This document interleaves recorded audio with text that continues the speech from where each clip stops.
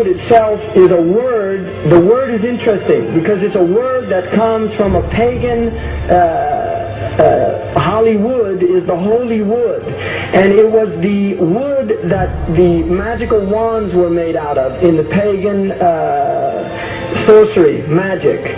And these wands were believed that the sorcerers that possessed them could put people into trances and control them. This is part of, this is symbolic, but it's also important to understand that part of what Hollywood literally does is it puts people into trances. It's a dream state. They call it the dream machine in the United States.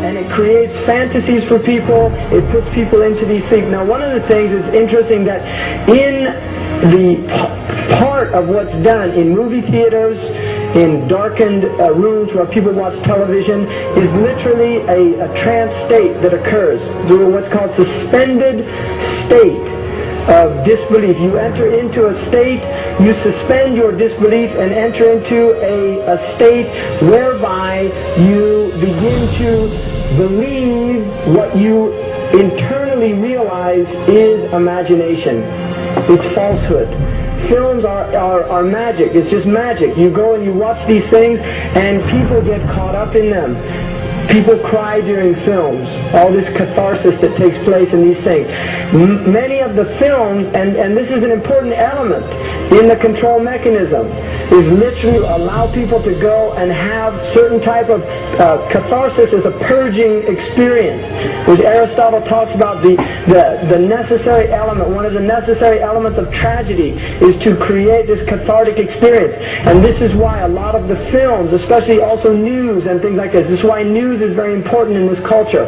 Everybody watches the news, they have this tragic, cathartic experience of watching the tragedies of others and then feeling safe and complacent in their own experience of this suspended state of illusory well-being. So these are very intricate and sophisticated methods. Now I think it's dangerous, although there are elements, there's concerted efforts that take place, there's also a lot of people that have similar worldviews that aren't necessarily working together in concerted efforts.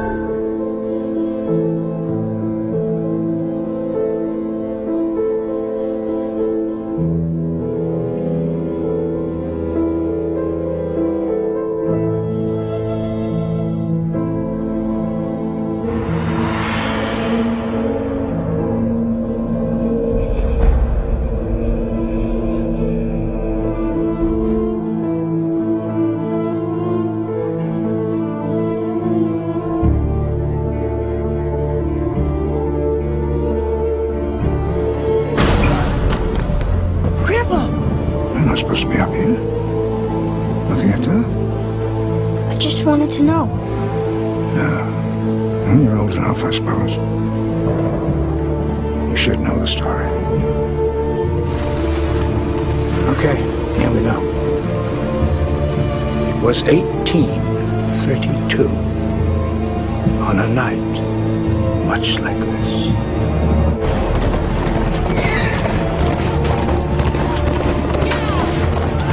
Charles Carroll was the last surviving signer of the Declaration of Independence.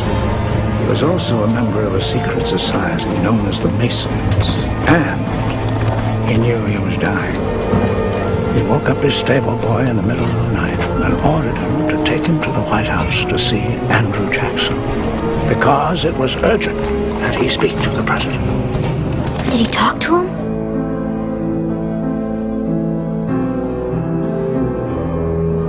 No, he never got the chance. The president wasn't there that night.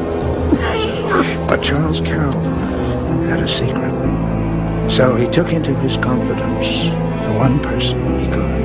My grandfather's grandfather, Thomas Gates. What was his secret?